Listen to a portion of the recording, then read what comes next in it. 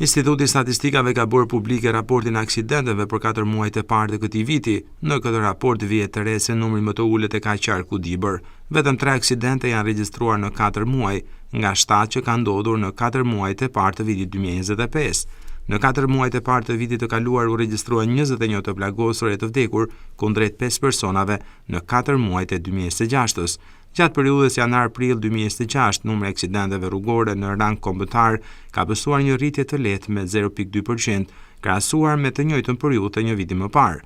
Grup mosha 25-34 vjeç paraqet numrin më të lartë të aksidenteve, duke përbërë 27.3% të numrit total të aksidenteve të regjistruar në këtë periudhë. Numri më i lartë i aksidenteve rrugore sipas ditëve të javës është shënuar ditën e mërkurë dhe të premte me nga 16.7% secila, ndërsa numri më i ulët është regjistruar ditën e njëjtë me 9.8%. Numri më i lartë i aksidenteve rrugore është regjistruar për gjatë harkut kohor 19-24, duke përbërë 30.3% të numrit total të aksidenteve rrugore. Sa i përket aksidenteve të ndodhura në qarkun Dibër, sipas specialistëve, kanë ardhur nga mos respektimi i kodit rrugor dhe drejtimi i mjetit nën efektin e alkoolit.